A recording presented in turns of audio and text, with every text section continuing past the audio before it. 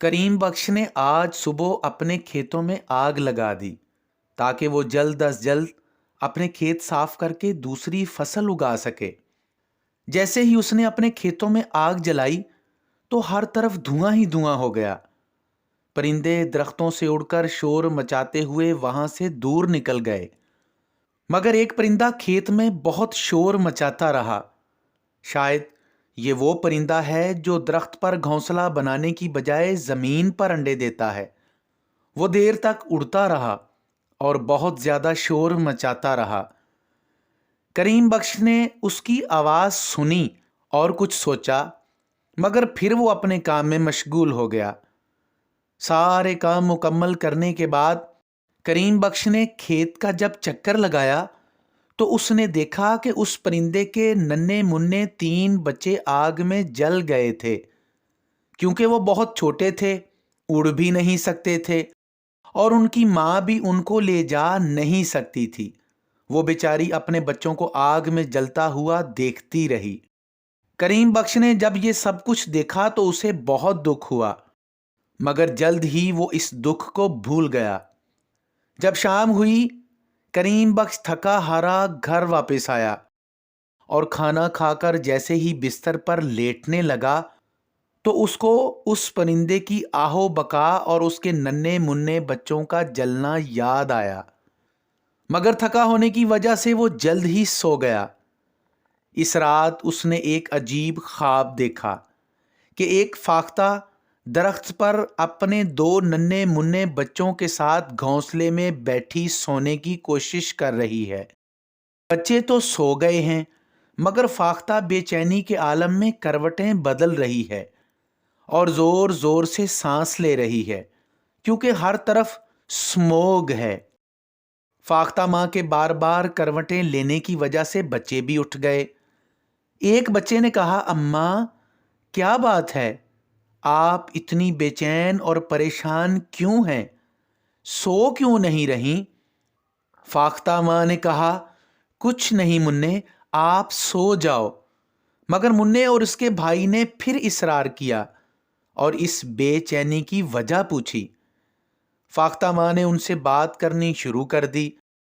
करीम बख्श समझा कि वो अपने बच्चों को कोई कहानी सुना रही होगी, मगर फाख्ता की बेचैनी के आलम में बात करने के अंदाज से करीम बख्श को मालूम हुआ कि वो तो इस मौसमी हालातों वाकयात पर परेशानी और बेचैनी के आलम में रोती हुई अपने नन्हे मुन्ने बच्चों से बात कर रही है कि इस साल भी गर्मी की शिद्दत में इजाफा नहीं हुआ कि फल और दाने अच्छे तरीके से पककर तैयार हो जाते और फलों में कुदरती मिठास भी ज्यादा होती।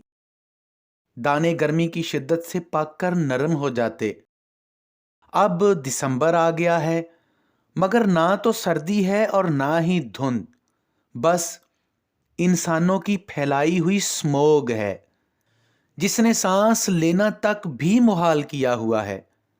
आंखें खराब हो रही हैं। अब हमारे हाथ तो हैं नहीं कि हम अपनी आंखों पर पानी के छींटे ही मार लें और आंखें स्मोक से धुल जाएं। लगता है फिर कोई मौसमी वायरस आने को तैयार है। वो बड़ी हैरत से अपने बच्चों को बताती है कि हमने अपने बड़ों से सुना है कि ये हजरत इंसान बड़ी इज्जत और तकरीम वाला है, निहायत ज़हीन, अक्लमंद, चालाक और बड़ा होशियार है, क्योंकि ये अशरफुल मखलूकात का दर्जा रखता है।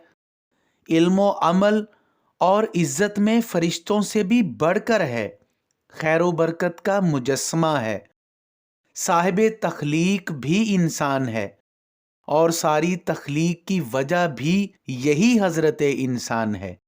हर मामले में बहुत जिम्मेदार है। अपनी जिम्मेदारियों को ईमानदारी से निभाना अच्छी तरह जानता है। सही क्या है, गलत क्या है, ये अपने फायदे, नुकसान, कामयाबी, नाकामी, झूठ और सच के बारे में भी अच्छी तरह जानता है। मगर इसके गैर जिम्मेदाराना रवैये और किरदार ने पूरी दुनिया और इसकी अपनी हस्ती का नमूना ही बदल डाला है। अब देखो, جنگل کی زندگی بے شک خطروں سے بھری تھی، کیونکہ جنگل میں خطرناک جانور ہوتے ہیں، مگر ہر چیز کی فراوانی بھی تو تھی۔ ہر طرح کی آزادی تھی، ہر طرف اڑنا، دوستوں کے پاس جا کر بیٹھنا، اکٹھے دانا چگنے دور دراز کے علاقوں میں جانا۔ گویا ہمارا جنگل ہمارے لیے دنیا میں جنت تھا۔ مگر اس انسان کو نہ جانے کیا سوجی کہ اس نے جنگلوں کا رخ کر لیا، درخت کاٹ ڈالے اور ان جنگلوں کو کھیتوں میں بدل دیا۔ پرندے اور دوسرے جانور اپنا گھر بار چھوڑ کر دوسرے علاقوں میں چلے گئے۔ ہم جیسی مجبور فاختائیں جو زیادہ اڑ بھی نہیں سکتی، در بدر کی ٹھوکریں کھانے پر مجبور ہیں۔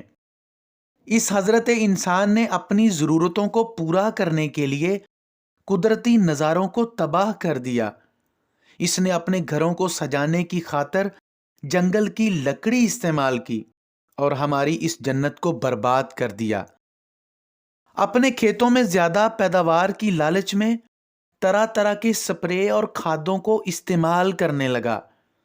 اس نے یہ بھی نہ سوچا کہ یہ اناج ہمارے بچے ہی کھائیں گے اور وہ کیوں اس کو زہر آلود کرے گا۔ اس کے ان کاموں کی وجہ سے بچوں کی صحت پر کتنا برا اثر پڑے گا۔ وہ طرح طرح کی خطرناک بیماریوں کا شکار ہو جائیں گے اور سپرے کرنے والا خود بھی ان بیماریوں کا شکار ہو جائے گا۔ پھل، اناج، چارہ، دودھ، چینی سب زہر آلود ہو جائے گا۔ ادھر نہ صرف جنگل اور قدرتی نظارے تباہ ہو جائیں گے، بلکہ جنگلی حیات اور ہم جیسے بے بس پرندوں کا کیا ہوگا؟ ہم کہاں جائیں گے؟ دانا دن کا کیسے چگیں گے؟ کیونکہ وہ بھی زہر آلود ہوگا۔ آخر ہم بھی تو خدا کی مخلوق ہیں،